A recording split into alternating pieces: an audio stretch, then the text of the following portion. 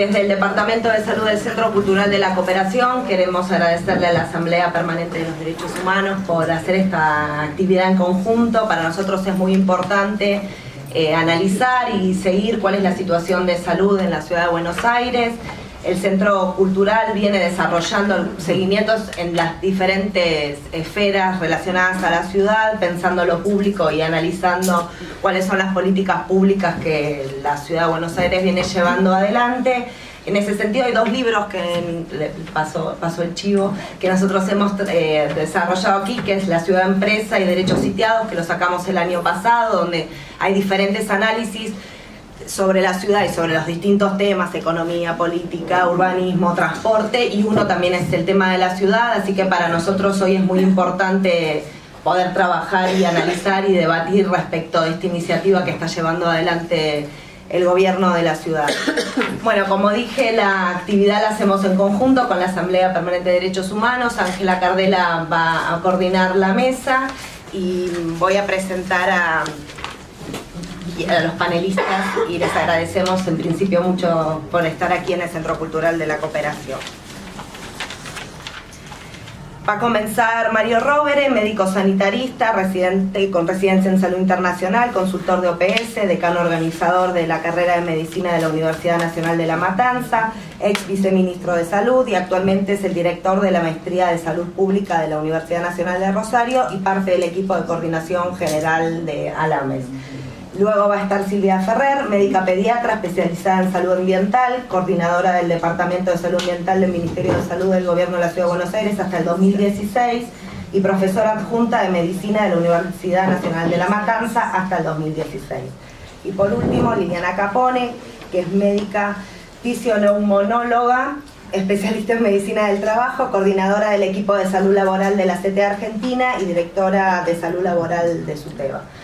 Y queríamos diferentes inconvenientes, algunos de salud.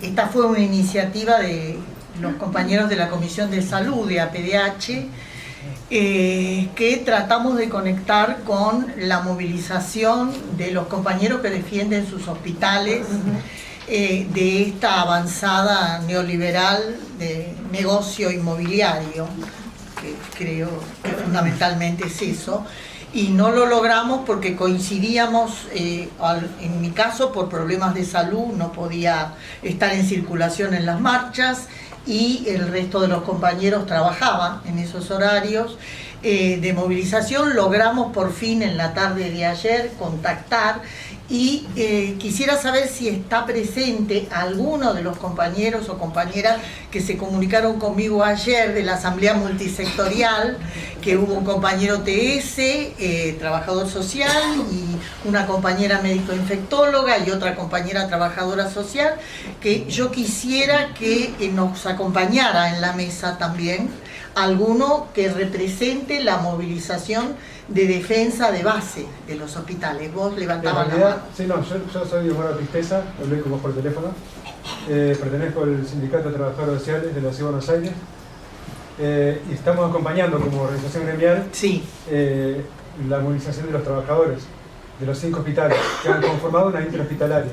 Sí. La idea, bueno, como fue sobre la fecha que nos enteramos de esto, era que viniera alguno de la interhospitalaria. No hay nadie de la movilización. En realidad hablamos... Alguno de los de la interhospitalaria sería interesante que nos acompañara. Nosotros habíamos previsto que nos acompañara alguien que se fue de viaje, que era Marcelo Frontis. Sí, no.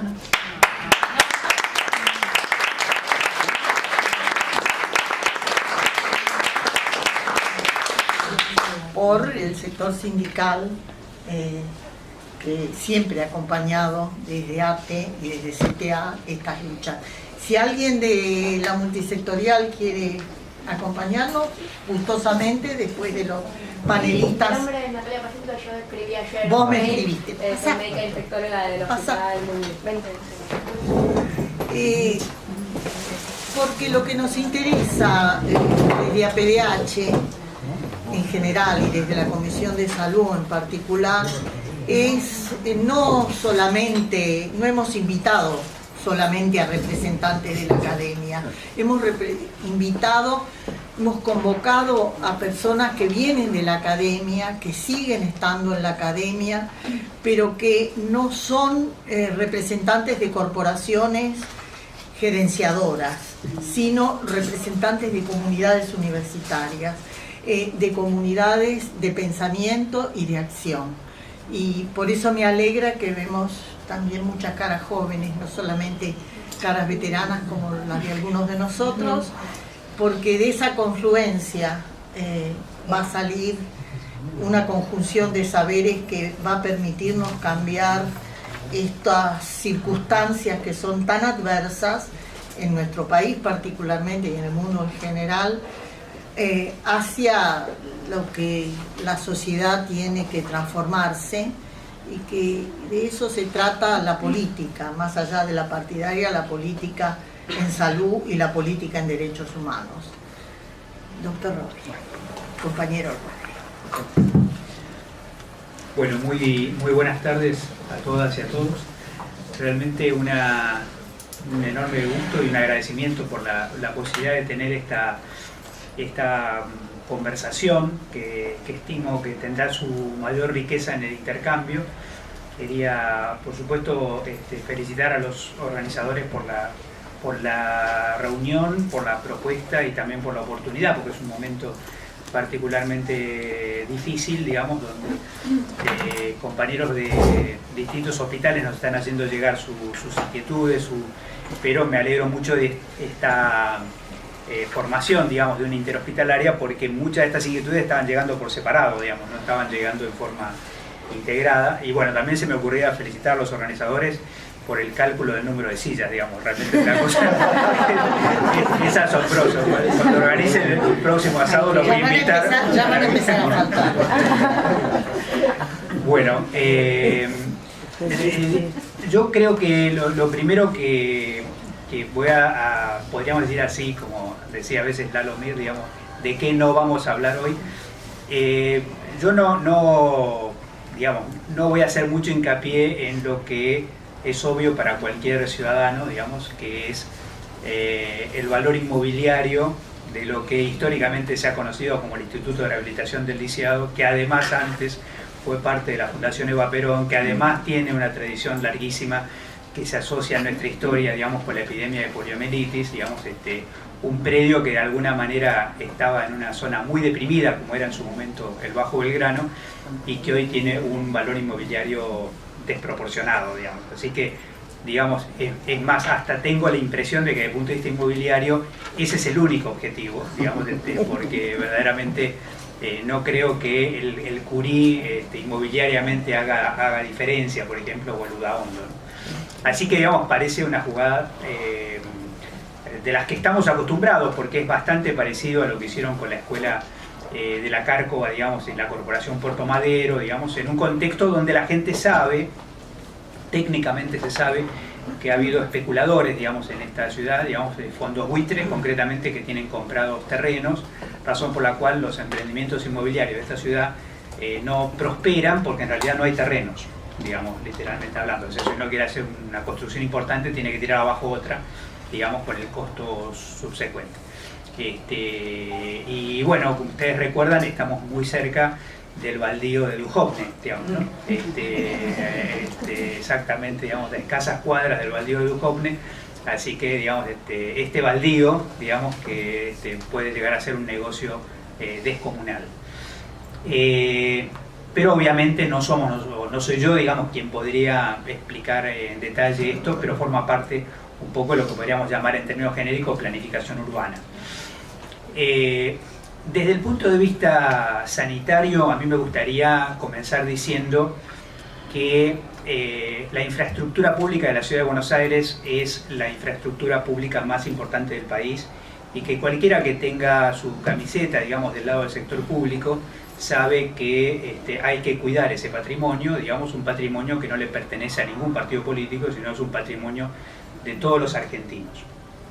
Y al decir que es un patrimonio de todos los argentinos, quiero señalar enfáticamente, digamos, que no hay una sola infraestructura física de la Ciudad de Buenos Aires que haya sido pagada con el esfuerzo de los vecinos, digamos. O sea, toda la infraestructura de la Ciudad de Buenos Aires fue financiada con fondos de la nación, digamos, de tal manera que todo el país ha pagado la infraestructura física de esta ciudad, cuyo dimensionamiento, digamos, no tiene proporción respecto, digamos, ni a la población de la ciudad, ni y mucho menos a la población sin cobertura de otras, digamos, de otros subsectores, o es decir, la población que solo tiene cobertura del sector público es tan pequeña que incluso es más pequeña numéricamente que la población sin cobertura de obras sociales de La Matanza. O sea, La Matanza tiene más personas en números absolutos sin cobertura que la Ciudad de Buenos Aires, sin cobertura de seguridad social. Entonces, evidentemente, quien tenga la responsabilidad de la conducción de esta infraestructura está custodiando, digamos, o deteriorando o agrediendo, digamos, una infraestructura que no nos pertenece, digamos, como ciudadanos de esta ciudad de Buenos Aires. Digamos, es un patrimonio nacional. Trasladado al ámbito de esta ciudad, de una manera, ustedes saben, entre gallos y medianoche, digamos, escondido en una ley de presupuesto en el gobierno de Menem, digamos, donde se termina de transferir los últimos hospitales e institutos nacionales, algunos de los cuales están ahora particularmente afectados, como el caso del Ferrer y el caso del Udaondo, digamos. Pero, digamos, ¿quién dudaría que el Muñiz es un hospital nacional, digamos? O sea, eso es algo, digamos, podríamos decir, en todo el país se sabe que hay determinado tipo de problemas de salud que son del Muñiz, así literalmente hablando, así como están los chicos Garrahan, digamos, claro, están los pacientes del Muñiz, porque solo el Muñiz podría atenderlos, contenerlos, etc. Así que en principio la primera cosa que a mí me gustaría compartir es los ciudadanos de este país necesitamos organizarnos para proteger esa infraestructura que no pertenece, digamos, en profundidad, digamos, al gobierno de la ciudad, sino le pertenece a la nación, y que además ha entrado en un comportamiento, digamos, extremadamente, yo diría, discriminatorio, vulnerando la ley básica de salud de la ciudad, vulnerando la constitución de la ciudad, digamos, en una serie de travesuras, para decirlo de alguna manera, tendientes fundamentalmente a desalentar la utilización de esos servicios públicos por parte de personas que no son residentes en la ciudad, digamos, ¿no? De los cuales lo más obvio ha sido cobertura porteña, digamos, pero últimamente también, digamos, la estrategia de lo que muchas cosas que parecen muy bonitas, digamos, como por ejemplo turno telefónico, digamos, pero después resulta que no puedes obtener turno telefónico si no estás en la ciudad, digamos, entonces, digamos, hay distintos mecanismos, y tanto que el turno telefónico está pasando de los hospitales a los centros de salud, lo cual también parece un avance. ¿Por qué? Porque la población de Gran Buenos Aires descubrió que si le cerró la puerta a los hospitales, entraba por los centros de salud, digamos. Ahora le ponen turno telefónico también a los centros de salud. Así que, en términos generales, está bastante claro. Desde el primer día, si ustedes recuerdan, la transacción que propone Macri, digamos, de negociar con Scioli pacientes por basura, digamos, ¿se acuerdan de esa famosa transacción?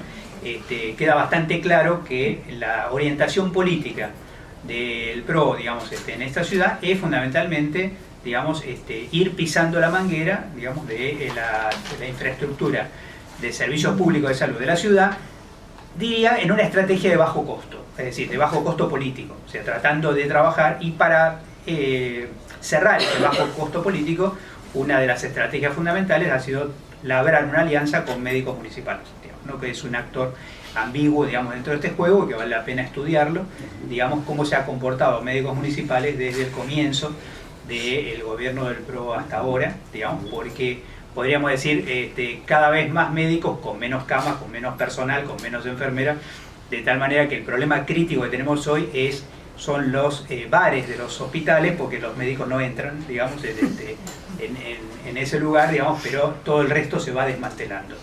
Y es bastante razonable que eso ocurra, y yo quiero señalar acá que hay desde mi punto de vista, una falla de origen, porque la bomba de tiempo, digamos, para la infraestructura de servicios públicos de la ciudad comienza, digamos, con la policía metropolitana. Quiero decir que es absolutamente razonable y al mismo tiempo inviable imaginar que esta ciudad iba a poder desarrollar todo un sistema policial, es decir, a los dos ejércitos, salud y educación, que ya tenía, agregarle un tercer ejército, y que eso no hiciera merma a los otros dos. O sea, ¿de dónde iba a salir el financiamiento para y bueno, desde entonces para acá, no solamente, digamos, hay cada vez más transferencias de responsabilidades de la nación a la ciudad sin presupuesto, sino que incluso, digamos, las últimas estrategias para reducir el gasto fiscal nacional en el convenio con el Fondo Monetario Internacional consiste en trasladarle más gastos, digamos, de seguridad, más gastos a las provincias, porque el convenio lo hace nación, digamos, de tal manera que las cuentas que hay que ajustar frente al FMI son de nación. Para esconder, digamos, lo que de alguna manera quieren seguir haciendo, eso se transfiere, digamos, a déficit provincial y, por supuesto, de la Ciudad de Buenos Aires.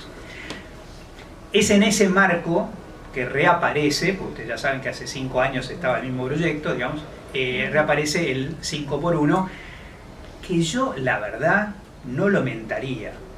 Es decir, no utilizaría la frase 5x1, los que son memoriosos sabrán ya lo creo. Digamos, no es una buena idea, en el contexto de la licuación del capital político del gobierno mentar el 5x1, definitivamente. O sea, diría que pedirle a Durán Barba que invente otra cosa, digamos, comunicacionalmente, porque es una muy mala estrategia de comunicación recordar el 5x1, digamos.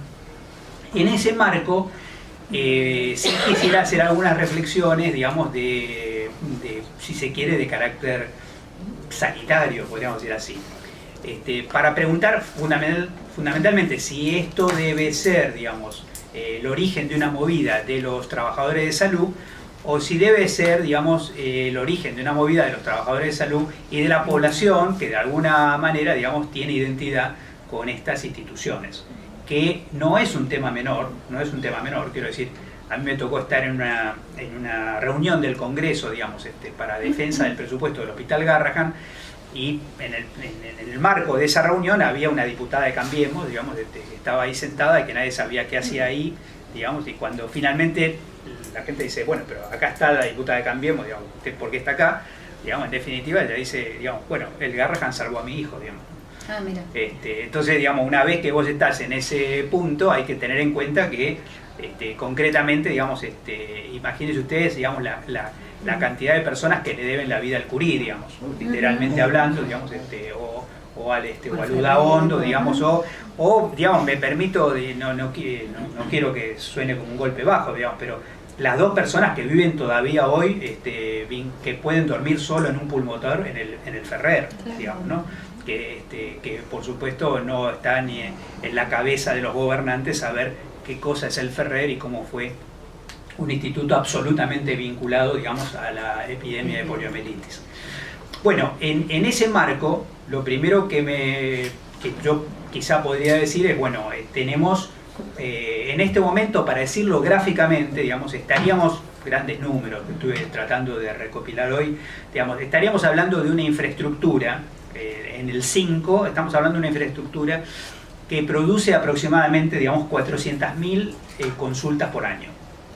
O sea, hay que pensar, digamos, que vamos a afectar a 400.000 personas que de alguna manera han decidido el año pasado, digamos, que iban a atender su salud en ese lugar, y de esos, digamos, a su vez 14.000 son personas que se han internado en estas instituciones, digamos, ¿no? Por supuesto que el más grande en este sentido es el propio Muñiz, digamos, sobre el cual me parece que quizá, como es el receptor, entre comillas, y parecería desde afuera que quizá fuera menos afectado, sin embargo yo voy a concentrar más bien mi mirada en el Muñiz, digamos.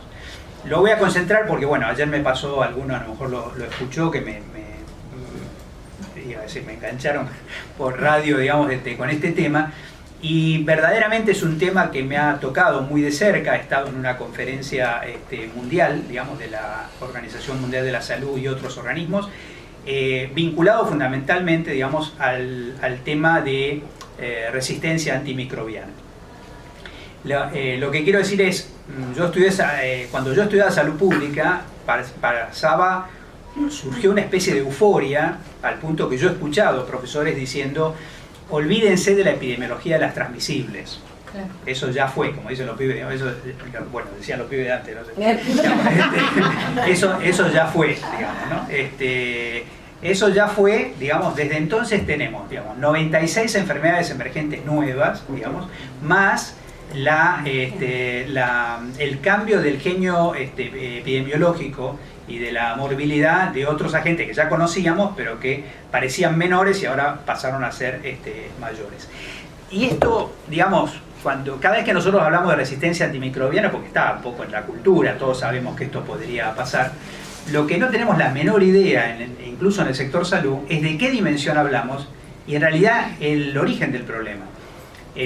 Lo primero es, digamos, para solamente mencionar, digamos, o dimensionar, la Organización Mundial de la Salud prevé, digamos, en un periodo de 10 años, que la resistencia a los antimicrobianos va a matar más gente que el cáncer. Es decir, se podría posicionar a nivel mundial como tercera causa de muerte, digamos, la resistencia antimicrobiana.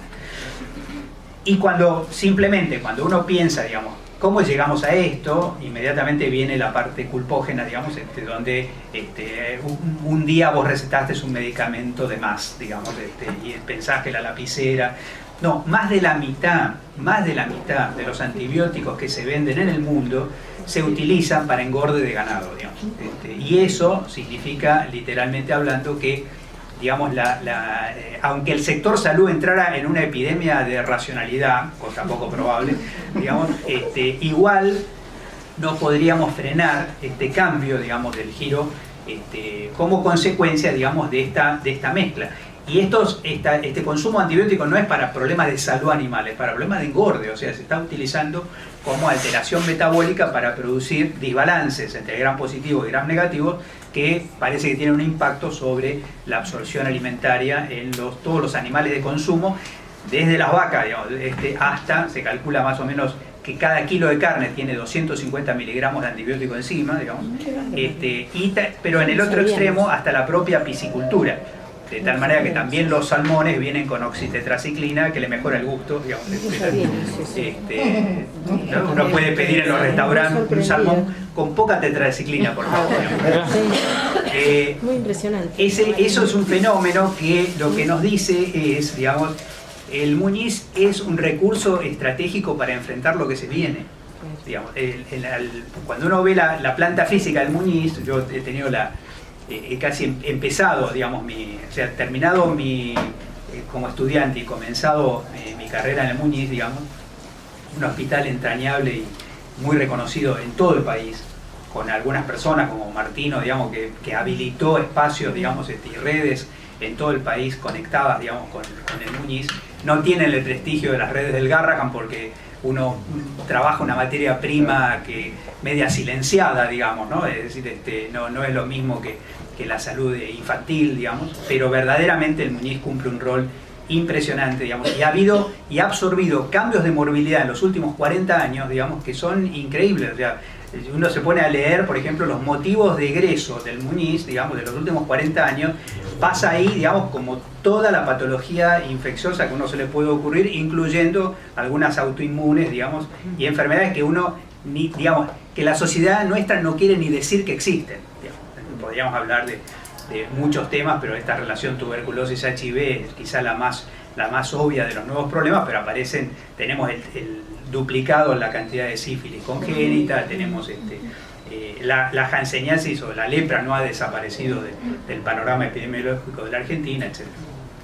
Luego, digamos, lo primero que nosotros deberíamos exigir a la nación y a la ciudad, digamos, es la definición del proyecto, digamos, del Muñiz. O sea, el Muñiz es un hospital del futuro, digamos. No es un hospital, o sea, no solo es un hospital que tiene toda la tradición, sino que tiene toda la plástica, digamos, como para poder redefinir de alguna manera su funcionalidad. Y esa plástica se la da, curiosamente, digamos, su antigüedad, porque es un hospital pabellonado. Es decir, porque en realidad, digamos, las posibilidades, digamos, la plasticidad que tiene el Hospital Muñiz no lo tiene el Hospital de Clínicas, para decirlo gráficamente, que es mucho más moderno, pero que es un hospital vertical, digamos, con lo cual resulta mucho más rígido para las modificaciones. Pero podríamos decir, uno puede recordar todavía que había ahí burros, digamos, lo que se sacaba suero de caballo, suero de burro, digamos, para suero antitetánico, etcétera, digamos, o sea, todo eso hizo el Muñiz, digamos, y además que está en un complejo, que ustedes recuerdan que esa parte de la ciudad era las afueras de la ciudad. O sea, la ciudad se fue comiendo el Muñiz y el Malbrán, digamos, pero esta es una infraestructura. Bueno, una vez que uno sabe que en ese espacio, digamos, existen todos estos elementos, que por supuesto además incluye el tema de multiplicar los recaudos también, digamos, de salud del trabajador, digamos, o sea, la salud del trabajador de salud. Nuestro país todavía tiene abajo de la alfombra, sin reconocer, las enfermeras que murieron en la epidemia de H1N1, dos de ellas, digamos, del Ferrer específicamente, digamos. Entonces, digamos, la salud del trabajador de salud está vinculado con esto. Imagínate una superbacteria, digamos, resistente. ¿Quiénes serían los que estarían en mayor riesgo de poder encontrarse con una superbacteria? Quienes trabajen en estas instituciones.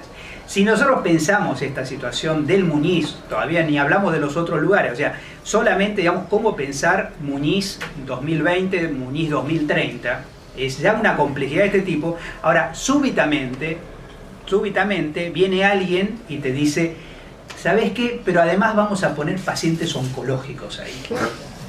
Mirá qué buena idea, digamos. Pongamos ahí pacientes inmunosuprimidos, digamos. ¿Qué mejor lugar para poner pacientes inmunosuprimidos que en un hospital de enfermedades infecciosas, digamos? Es decir, es verdaderamente una situación que yo estimo que esta decisión la ha tomado planificación urbana, digamos, o sea, me dolería tremendamente pensar que el Ministerio de Salud ha participado de esta decisión, porque, digamos, es algo que no tiene ni pie ni cabeza. Si vos lo sacás de este contexto y lo explicás en otro país, ¿sabés lo que quieren hacer en la Argentina? No te lo pueden creer. Que vos metas, digamos, pacientes oncológicos en un hospital de infecciosas con ese pronóstico. ¿De a dónde va, digamos, la mortalidad, digamos, por enfermedades infecciosas en el país? Lo mismo puede pasar, porque uno piensa inmunosuprimidos, pacientes oncológicos, también hay que pensar, digamos, lo que son los pacientes respiratorios. O sea, nuevamente en el tema del Ferrer, digamos, imagínense, digamos, que hay situaciones donde vos prácticamente tenés que crear condiciones artificiales de sobrevida, digamos, para personas que tienen problemas gravísimos, digamos, problemas de EPOC, problemas de respiratorios. Entonces, empezás a jugar de vuelta con superbacterias y EPOC, digamos, ¿no? Es decir, disculpen, bueno, yo me estoy poniendo muy médico, digamos, pero digamos, problemas obstructivos crónicos, digamos, en un paciente y al mismo tiempo combinarlo con, bueno, y así se repite, digamos, me parece, en los 4 casos, digamos, de los 4 hospitales que quieren ser movilizados. Yo lo último que quisiera decir, porque ya creo que se me fue la mano de tiempo, es, digamos, los hospitales construyen no sé exactamente cuál es el mejor nombre para llamarlo, pero déjenme disculparme si digo inicialmente una especie de clientela, digamos. No en el sentido de cliente comercial, sino en el sentido, digamos, de un usuario especial. Ustedes saben, digamos, cuando uno no hay mesa y uno llega a un lugar y pide mesa, que yo, y alguien dice, el señor es cliente, ¿no? Es decir, le está diciendo... Entonces, si bien es cierto que la demanda es espontánea, uno dice, bueno, es espontánea, digamos, lo real es que, digamos, siempre va la misma gente a los hospitales. O sea, digamos, los hospitales construyen de alguna manera, pero cosas tan entrañables como, por ejemplo, que muchas mujeres deciden, digamos, ir a parir al lugar donde nacieron, digamos. O sea, se produce hasta transferencias intergeneracionales. Entonces, romper eso, digamos, es criminal, digamos, porque, digamos, es empezar absolutamente de vuelta. O sea, nadie va a creer, digamos, que atendiéndose en el Curí, digamos, es el mismo hospital cuando uno vaya, digamos, a una construcción que hicieron metido adentro del Muñiz. Sin contar además cuál es el imaginario que la gente tiene del Muñiz. Claro. Porque, digamos, yo recuerdo claramente cuando se quiso reconvertir el hospital, el Sommer, sí, digamos, ¿no? O el hospital de Rodríguez, que era un hospital de tuberculosis, digamos, pasaron años hasta que la gente aceptara entrar y pensara que era un hospital general, un hospital que era un hospital de tuberculosis. De lepra en el Sommer y de tuberculosis en Rodríguez todavía persiste, digamos, y el propio Tornú todavía tiene, digamos, un poco esa marca, digamos, aunque tiene se comporta como un hospital polivalente. Yo quiero señalar en definitiva, no me gustaría dejar la idea de que uno se opone a todo cambio, digamos. Yo quiero, porque no es un invento de la Ciudad de Buenos Aires, definitivamente es una buena idea digamos, poner el cuerpo del gobierno para desarrollar el polo sur de la ciudad, compensando la concentración que el mercado hace sobre la zona norte. Ahí estaríamos, digamos, podríamos lograr un acuerdo, pero no con hospitales. Claro.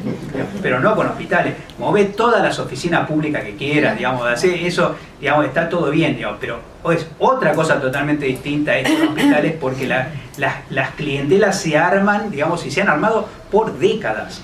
O sea, hay personas que son del pirobano, digamos, para decirlo gráficamente, digamos, ¿no? Entonces están como apropiadas.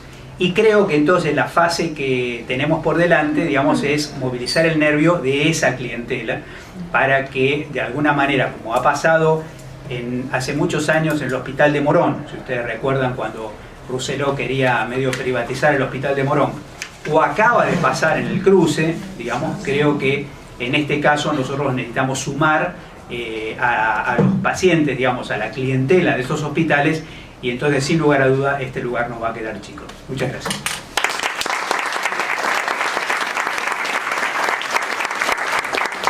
Si quieren, acá tienen asientos, si se quieren sentar para que no estén parados. Le damos la palabra a Silvia. Bueno, muy buenas tardes.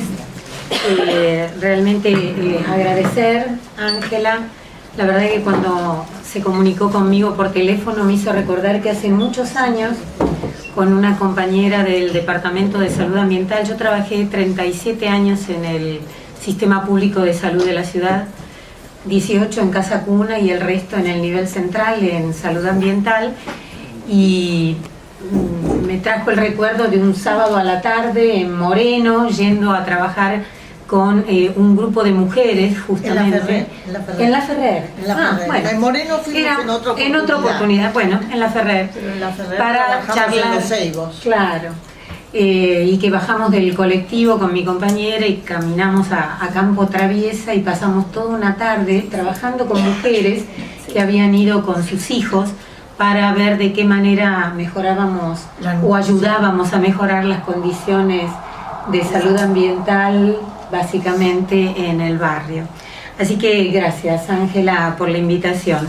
Y Ángela me pidió, digamos, más allá de que yo tengo una opinión político-sanitaria y política también respecto de este proyecto, lo que voy a tratar de compartir con ustedes muy brevemente, como para que podamos hacer algunas preguntas o intercambiar algunas ideas, es la especificidad de mi intervención de pocos minutos, que tiene que ver con el impacto ambiental que un megaproyecto de estas características, que en realidad no sabemos bien cuáles son, pueda causar en la ciudad y en la comunidad que vive en la ciudad y que transita por la ciudad.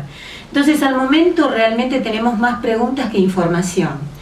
Se presentó, como suele hacer este gobierno, no solo local, sino provincial y nacional, el proyecto del Complejo Polivalente Hospitalario Sur en el mes de mayo, con un PowerPoint de 22 filminas, ¿no?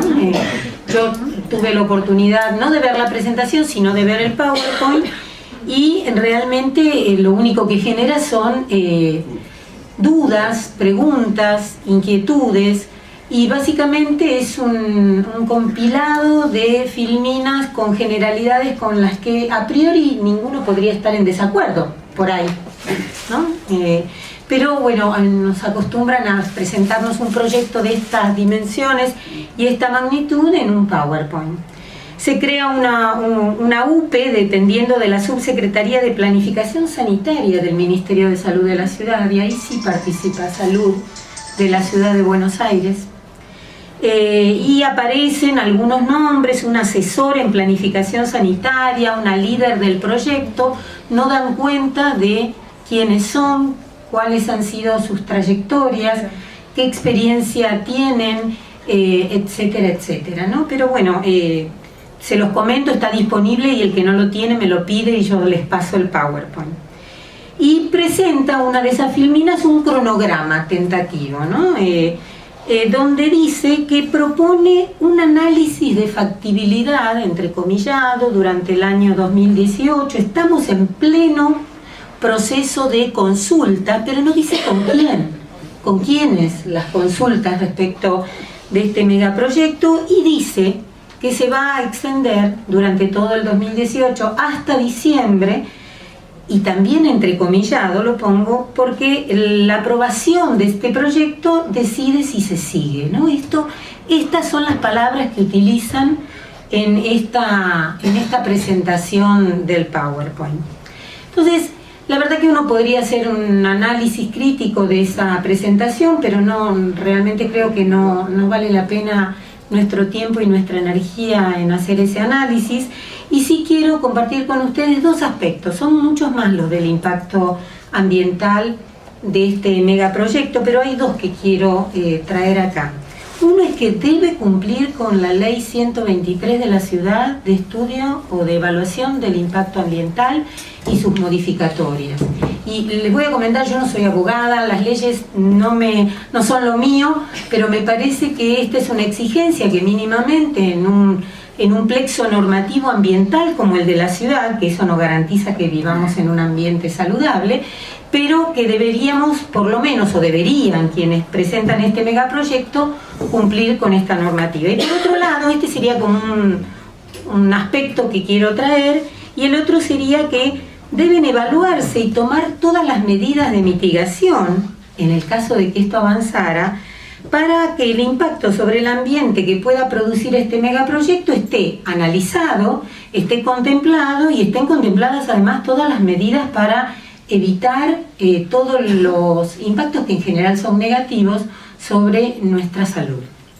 Entonces, la ley de impacto ambiental es del año 98 y determina un procedimiento técnico que es el EIA, Estudio de Impacto Ambiental, y que trata de establecer que las personas que habitamos y que transitamos por la Ciudad Autónoma de Buenos Aires gocemos de un ambiente sano, preservarlo y defenderlo para las generaciones presentes y futuras. Pero también habla, en uno de los incisos de este artículo primero, de preservar el patrimonio cultural, urbanístico y arquitectónico. Y además racionalizar, en otro ítem, el uso de materiales y energía en el desarrollo de cualquier proyecto.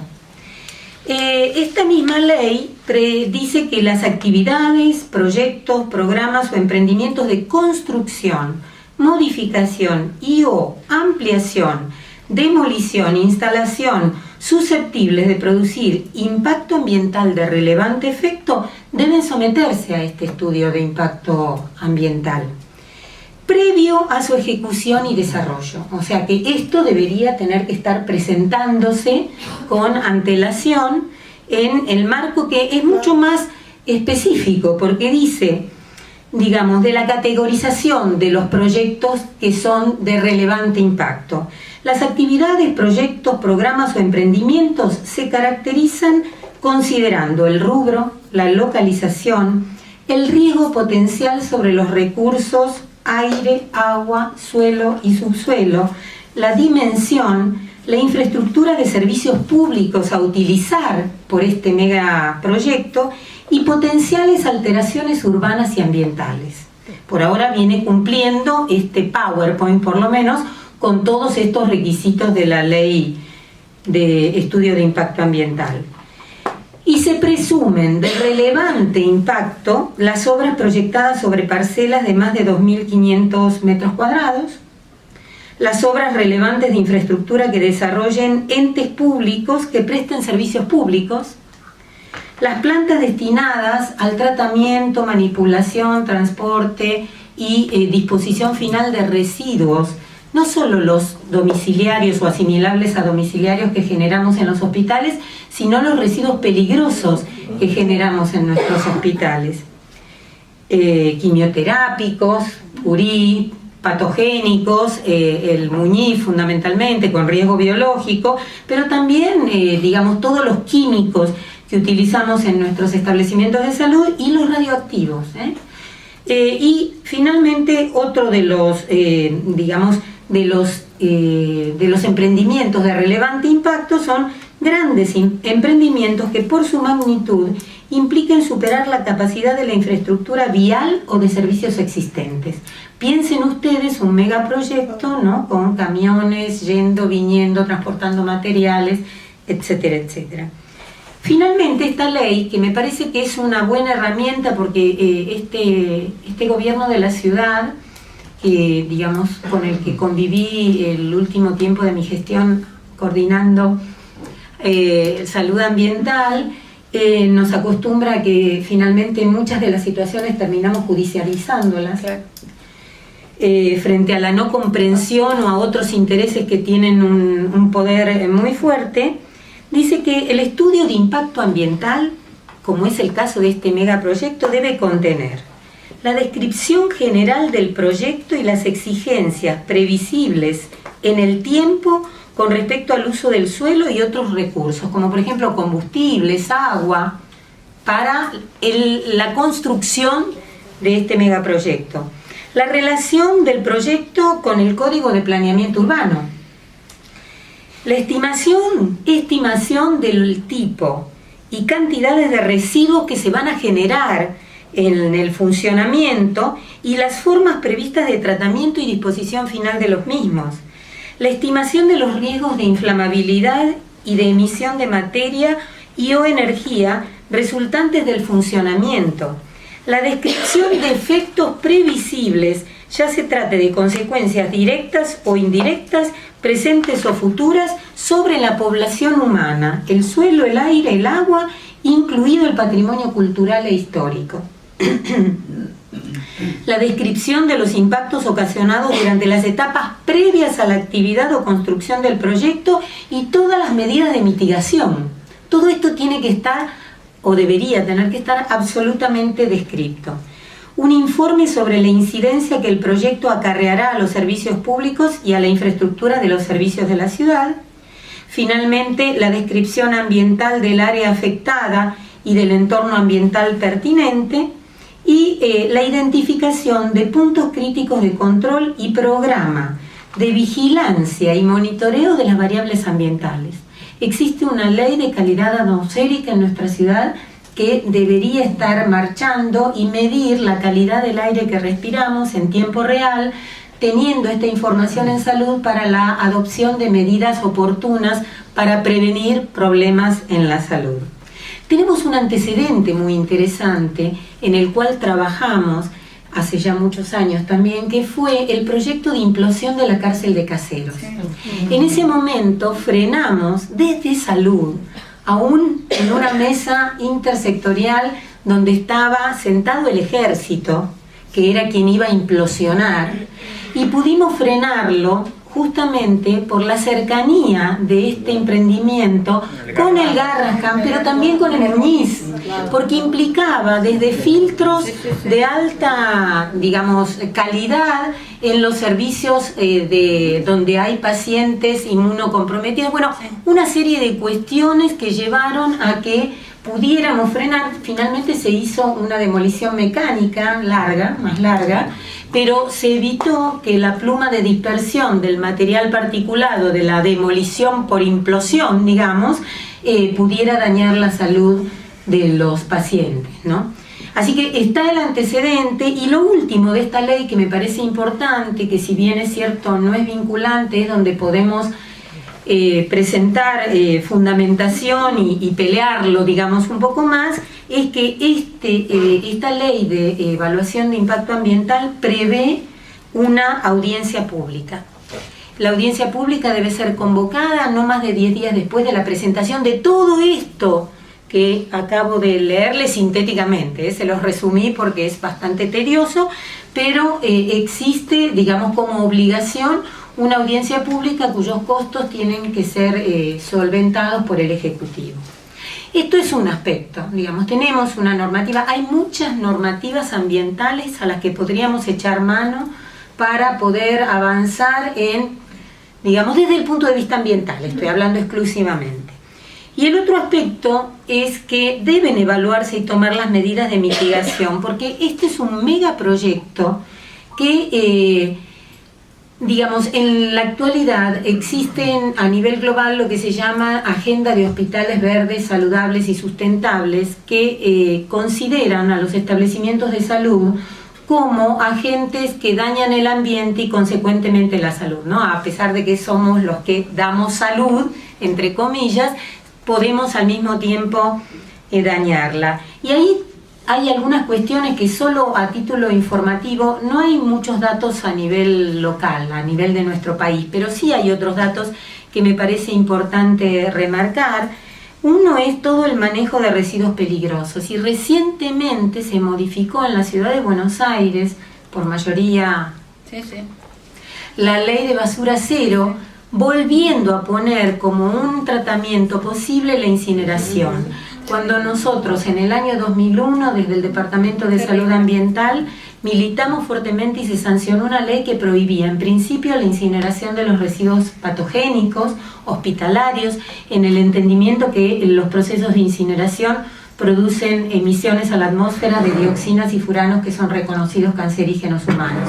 Eso en la actualidad está frenado porque la jueza liberatoria puso un amparo, pero los amparos son transitorios, van por 7 plantas de tratamiento de incineración de residuos sólidos urbanos, una de las cuales, la primera, está prevista instalar en la zona de la cuenca Matanza-Riachuelo, en la zona sur de la ciudad, en Lugano, Comuna 8, como suelen elegir.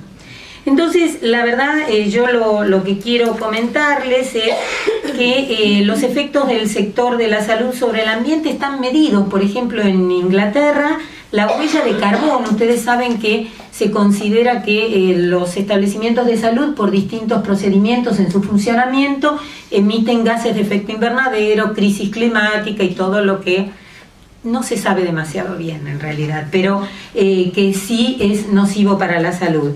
La huella de carbono de Inglaterra, del sistema público de salud, es más de 18 millones de toneladas de dióxido por año, que equivale, porque eso puede ser mucho, puede ser poco, al 25% del total de las emisiones de todo el sector público, no solo salud. Con respecto a residuos, hay bibliografía, yo tengo y busqué para este encuentro mucha bibliografía para el que esté interesado. Más de la mitad de la población mundial está en situación de riesgo debido al efecto de los residuos de salud, del sector salud. Y la Convención de Estocolmo, que firmamos a nivel nacional, de contaminantes orgánicos persistentes, aconsejan alternativas distintas a la incineración para el tratamiento. Incluso se promociona a través de préstamos para elegir tecnologías ambientalmente más adecuadas.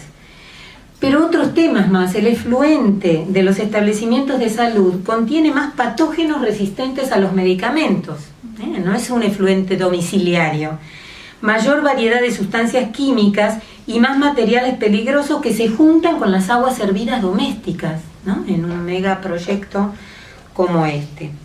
El sector salud, por otra parte, consume enormes cantidades de energía y es necesario que empecemos a medir el volumen total de esta energía, ya sea en el megaproyecto o, esto está medido en Estados Unidos, donde el sector salud gasta alrededor de 6.500 millones de dólares por año en energía, el sector salud, y esto va en aumento.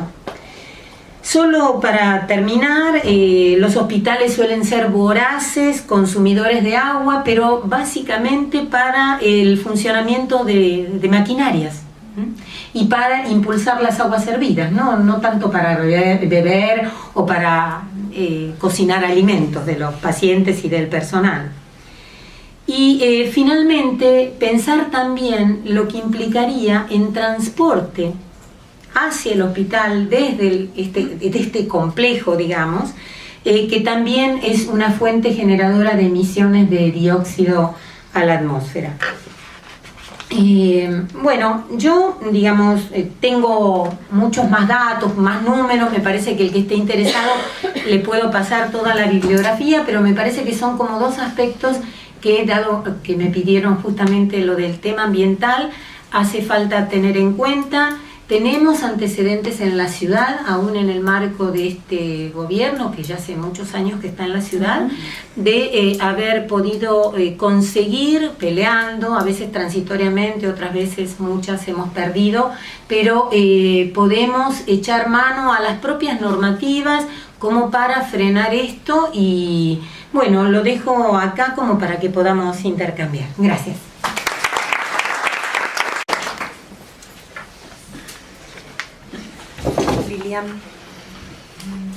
Bueno, buenas tardes a todos y a todas. Gracias por la invitación, por poder traer acá la palabra de los trabajadores, de la salud de los trabajadores, acá con la compañera. Primero quiero hacer un panorama de cuál es la situación de la salud de los trabajadores hoy en nuestro país. Y decir que el 64% de las enfermedades profesionales y accidentes de trabajo son diagnosticadas en el hospital público y en las obras sociales. Acá tenemos un pato de la boda, que son las aseguradoras de riesgo del trabajo, que son convidados de piedra, porque en realidad es impuesta por un proceso neoliberal en la década del 90, que en este momento está trabajando en la ley de prevención de riesgos como actor importante, es decir, que si la salud de los trabajadores, el diagnóstico se hace en el hospital público, obviamente ellas ganan mucho y mucho dinero. También quiero decirles que en nuestro país solamente el 3% de todos los eventos dañosos de los trabajadores son consideradas enfermedades profesionales, el 3%. Mientras que la OIT plantea que el 80% de los daños a la salud de los trabajadores y trabajadoras son por enfermedades profesionales. Este sistema, todos entienden, ¿no? La aseguradora de riesgo del trabajo, que es un filtro, y después está la superestructura, que es la superintendencia de riesgo del trabajo, que ahora con el agravante, con la nueva ley de riesgos del trabajo, los trabajadores no pueden acceder a la justicia directamente si no pasan por las comisiones médicas que precisamente están compuestas por médicos de las aseguradoras. Es decir, ponemos el zorro en el gallinero. Ante esta situación, y me encanta porque, bueno, sin conocer lo que cada compañero de la mesa iba a hablar, hay como una unicidad, digamos, de criterio. Uno de los problemas más graves dentro de la accidentología en el mundo son los accidentes sin itinere, y lo que vos marcabas recién, la situación de las distancias de los trabajadores. Ahora bien, ¿cuál es el problema del impacto a la salud de este megaproyecto? Yo estoy de acuerdo en no hablar del 5x1, sino es un megaproyecto inmobiliario, porque no es un megaproyecto sanitario. Tiene un impacto muy importante. El primero es en el área psicosocial, porque es la pérdida de pertenencia. Uno que ha trabajado 30 años en un hospital, es la pérdida de pertenencia al lugar de trabajo. Es un cambio donde los trabajadores no hemos sido convocados, no se nos pregunta, simplemente nos enteramos en febrero, a fines de enero, principio de febrero, los 27 slides de este megaproyecto. Y es un impacto muy importante porque además de lo biológico que claramente han planteado acá los compañeros, la ley de riesgos del trabajo precisamente no tiene en cuenta el área psicosocial. El trabajador para este sistema, ojo que esto no es de ahora, sino es una deuda que nosotros tenemos desde hace años, desde la década del 90, nosotros hemos podido privatizar las FJP, pero no hemos podido tocar en nada o en muy poco lo que es las aseguradoras de riesgo del trabajo en defensa de los compañeros, esto hay que decirlo. Entonces, precisamente volviendo a esto, nosotros lo que planteamos es que este impacto es en el área psicosocial, con un pool de riesgos químicos, como claramente decía acá Silvia. No olvidemos del amianto, ¿no? Como impacto, o sea, el Muniz, las calderas del Muniz tienen amianto. Yo lo miro a Darío, compañero, y tienen amianto, digamos, una de las cosas más serias, asbesto, ¿no? El asbesto amianto, que es lo mismo, que es una situación muy grave, por la cual también parte de no tocar, digamos, la cárcel de Caseros era realmente las fibrillas del amianto por el impacto medioambiental y en la gente que tiene. Ahora bien, acá hay un ocultamiento jurídico muy grande, pero en general, no solamente en el tema del Muniz. Hay una gran mentira. Se dice que ahora están bajando los índices de accidentabilidad y enfermedad profesional, pero ¿saben por qué? Porque hay más desocupados. Entonces, esta gente que, se entiende cuando hablo de esta gente, no nosotros, esta gente que nos cambia una palabra por otra, habla de cobertura, habla de siniestro, como si el trabajador fuera un auto o una mesa. Habla de cobertura, como se habla de una cobertura del 100%, 80%, y en realidad nosotros no queremos hablar de siniestros, sino queremos hablar de eventos dañosos. Falta de participación, impacto psicosocial, va a haber una gran polución química, radiaciones, el tema de seguridad laboral, no hablo de la seguridad, digamos, porque si no confundimos lo que son, digamos, factores de riesgo de seguridad, por ejemplo, las escaleras, los pabellones. Uno ha trabajado en el MUNI muchos años y realmente pocas salas están bien, la mayoría están, digamos, en decrépito. Nadie va a estar en contra de una ciudad sanitaria polivalente. Sería ridículo. Ahora, es un poco lo que planteaba acá Mario.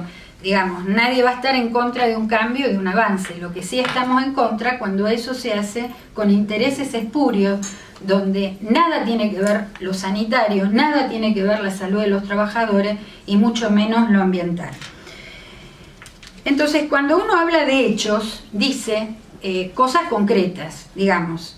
En nuestro país hay 720.000 accidentes por año. 720. ¿Saben cuántos juicios hay? Solo 100.000. ¿Y saben por qué traigo esto? Porque también se ha planteado en una de las discusiones que los trabajadores vamos a estar mucho mejor con este polo polivalente sanitario, y esto va a bajar la litigiosidad. La litigiosidad no es una cuestión de lugares, sino es una cuestión de estructura y de sistema. Este sistema es un sistema corrupto, es un sistema que está absolutamente privatizado y nada tiene que ver, digamos, la incorporación de los compañeros y compañeras en relación a los riesgos a los cuales va a estar. Entonces, el impacto biológico tiene que ver, esto es lo que planteaba Mario, digamos, hay una incompatibilidad de patologías, hay una incompatibilidad, digamos, yo hoy pensaba y decía, esta incompatibilidad de enfermos, no todos los enfermos tienen la misma patología. Yo soy tisioneumonóloga, aunque es viejo decir tisioneumonólogo, pero uno ha trabajado en la cátedra de González Montaner con el tema de la tuberculosis. Ustedes saben que el 13% de la tuberculosis multiresistente que se contagian los pacientes en los pasillos o en las salas donde no hay separación, digamos, porque no se sabe qué tipo de tuberculosis hay, es el mismo porcentaje que tenemos los trabajadores de la salud. Es el mismo porcentaje. Con lo cual, si nosotros tenemos salas específicas de tuberculosis, salas para hombres y mujeres, porque es así, específicas para tuberculosis multiresistente, solamente pensar en esos pasillos a uno realmente le corre frío por la espalda, y es como decían acá, nadie que haya sido médico, qué tipo de médico, qué valores y ética tendrá para pensar que esto va a beneficiar a la comunidad y a los trabajadores. Hay un impacto edilicio gravísimo, porque si bien el MUNIS está pabellonado, como muchos hospitales de muchos lugares del mundo, estos pabellones no tienen, digamos, una funcionalidad y mucho menos para los trabajadores. Simplemente pensar las cuestiones ergonómicas, ¿no es cierto? La ergonomía, que es el estudio del puesto de trabajo en relación a las personas, imagínense lo que es trasladar pacientes de postquirúrgicos, pacientes luego de una quimioterapia, pacientes luego de una radioterapia, al lado de pacientes con un HIV, ¿no es cierto?, SIDA, y esto lo estamos hablando entre compañeros, de ninguna manera esto es una cuestión de calificar ni caracterizar a nada, simplemente poner sobre la mesa cuál es la situación y la resistencia de los tuberculostáticos, que dicho sea de paso, en el Hospital MUNIS, cuando asume este gobierno, tuvimos un stop en la compra de medicamentos porque no quisieron avanzar con la licitación que había dejado el gobierno anterior. Con lo cual, se iban cambiando los medicamentos, digamos los tuberculostáticos, en forma artesanal. Obviamente es la mejor forma de hacer una buena resistencia. Es decir, y esto me hago cargo, esto es parte de un genocidio. ¿Está claro? Porque cuando uno sanitariamente no tiene las cosas bien puestas y no dice las cosas como son, esto en realidad es un gran comercio inmobiliario. Y cuando uno piensa en estas cuestiones, lo primero piensa en la salud de los trabajadores, que no podemos hablar solamente del impacto de la salud de los trabajadores de la salud por este megaproyecto. Tenemos que incorporarlo también a los tiempos que corren. Acá hay una reforma laboral. Acá hay una agencia técnica de salud, que es un invento donde ellos mismos nos van a decir a todos aquellos pacientes de obra social, prepago y RT, un señor impuesto también por este gobierno va a decir si ese medicamento está acorde o no acorde y no va a hacer caso, por ejemplo, a los recursos de amparo. ¿Se entiende? Y a esto también hay que sumarle, aparte de la reforma laboral de esta agencia técnica sanitaria, también tenemos que sumarle a esta nueva ley de prevención de riesgos del trabajo que nos están imponiendo de a poquito. Esto es como dijo Bullrich, tiran 12 temas, 5 avanza y nosotros nos preocupamos por el resto. Por eso, y es cortito lo mío porque me parece que hay que debatirlo, algunas cuestiones. La primera es que esto es con los pacientes. A nosotros como médicos nos cuesta mucho hablar con los pacientes. Esto no es en los pacientes. Esto que planteaba Mario del Garrahan se ve en todos los lugares. Yo vivo cerca del Parque Centenario donde está el Curí. Todos los días los pacientes hacen abrazos y están las mujeres, los hombres y los niños, obviamente con un impacto por quimioterapias o radiaciones y demás, están todos los días en las puertas con carteles. Tenemos que aprender que la sociedad se tiene que hacer cargo. No es qué hace el sanitarista, qué hace el sindicato, qué hacemos nosotros. Porque realmente la individualidad de estas cuestiones hacen que sigan avanzando los 5 temas y los otros 7 temas nos entretengan. Y por último, quiero decir que esto tiene que estar con la participación de todas y todas.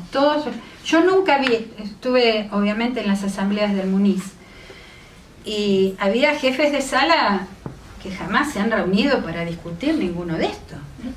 Y yo fui a verlos y digo, está fulano de tal, está fulano de tal. Claro, esto tiene que ver con la pertenencia. Y apela a la individualidad. Y nosotros eso lo tenemos que romper. Tenemos que apelar, digamos, a lo colectivo, a lo participativo, ¿no es cierto? Con alegría y con ternura, como digo yo. Y por último, mencionándolo a Nono Frondizi, que me había dicho que me iban a llamar, él siempre decía, longe, libres o muertos, jamás esclavos. Muchas gracias.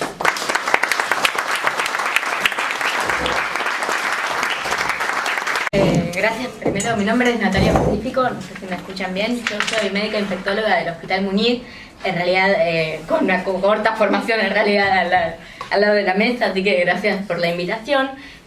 Yo realicé mi formación de grado y de posgrado. Te invitaron tus compañeros. Bueno, empiezo a contar un poco por ahí la propia experiencia a partir de esto, cómo surge una asamblea de trabajadores autoconvocados en el hospital desde lo individual, porque me parece importante remarcar algo que es esencial, que también ya fue dicho a lo largo de la charla. Primero, la identidad del hospital, de los trabajadores, a cada uno de los hospitales, de los 5 hospitales, y de los pacientes con cada centro de salud en particular. Una pregunta esencial en cualquier guardia externa, cualquier día del Hospital Muniz, cuando consulta un paciente, es ¿por qué te dijeron que vengas al Muniz? O ¿por qué uno llega al Hospital Muniz? Ya sea por una infección de partes blandas, por algo respiratorio, por una sospecha de infección por VIH. Hay muchas cuestiones que hacen a que el núcleo llegue al hospital, a que uno empiece a pensar en eso. Entonces, la identidad es algo que uno no puede perder, o sea, desde los pacientes y desde los trabajadores. Pero también hay algo que la salud pública de la Ciudad de Buenos Aires y del país en realidad hace falta un cambio. Hay una cuestión de avance, de ponderación de las enfermedades no transmisibles sobre las transmisibles, eso es real. Pacientes con tuberculosis se mueren 800 por año. ¿Cuántos pacientes se mueren por ahí por enfermedades oncológicas, accidentes por enfermedades cardiovasculares? En donde ahí donde parece que el número le resta importancia a la enfermedad transmisible, hablo del Muñiz en particular, ¿no? Y cuando lo que tenemos que tener en cuenta es que toca a las poblaciones más vulneradas del sistema al cual concurren. Eso es lo que por ahí hay que destacar, en el sentido de que los pacientes que vienen a nuestros hospitales, a los 5 lugares implicados, son poblaciones vulnerables, en donde visibilizar esto siempre cuesta un poco más. Eso es algo que me parece por ahí para remarcar. No es lo mismo cuando sucede la vacunación de fiebre amarilla en el verano, donde eran los viajeros a Brasil quienes demandaban la atención, que cuando hablamos de otro tipo de patologías, etcétera, ¿no? De tuberculosis, por ejemplo, quizás que pasa de largo. Entonces ahí en esa preocupación surge la asamblea de autoconvocados, desde la pertenencia sobre todo y desde la preocupación por el lugar de trabajo, que también esto es algo en particular para los trabajadores, que quizás desde el área psicosocial es importante, donde entran 5 laboratorios en la ciudad de Buenos Aires, no puede entrar uno. Claro. Eso es lógico, por más que aumentemos la demanda. Entonces siempre uno tiene que ponderar el personal público que trabaja en la ciudad de Buenos Aires no puede ser disminuido. Eso me parece otra de las cosas que en este contexto no hay que dejar de lado, y es por eso que estamos en alerta. Si bien es cierto que no, en este momento no podemos efectuar recursos legales, porque todo esto está en análisis de factibilidad del proyecto y el desarrollo es hasta agosto para decidir un programa médico, que la modalidad en el PowerPoint mencionado dice a definir. O sea, no queda claro a definirlo con quién, cómo, dónde, cuándo, por qué, no sé, no está claro. Pero los tiempos corren, agosto nos queda aún menos de un mes ahora, ¿y cómo seguimos? También, esa es una gran pregunta que surgió, el cómo seguimos, vuelvo, después de los abrazos individuales en cada uno de los centros. Y es ahí donde cada uno de los centros debemos unirnos, diferentes las fuerzas de cada uno de los hospitales, para esta lucha en algún punto, en la visibilización, en las acciones legales cuando ello sea necesario, y etcétera. Me parece que eso sería como los aspectos más importantes. No sé si queda una pregunta más, pero bueno, para redondear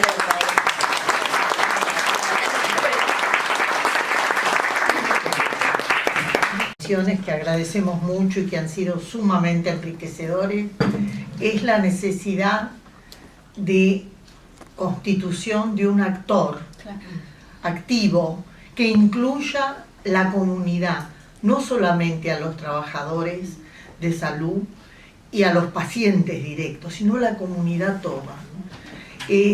Todos los que trabajamos en salud sabemos que la agenda de salud es la más difícil de imponer en el interés público, y que solamente se impone cuando es construida desde la sociedad misma. Yo me alegro mucho que hayamos tenido esta coincidencia y creo que ya nos podemos estar planteando un objetivo, que es el objetivo de expandir hacia la comunidad toda esta necesidad de lucha, esta necesidad de unidad en la lucha.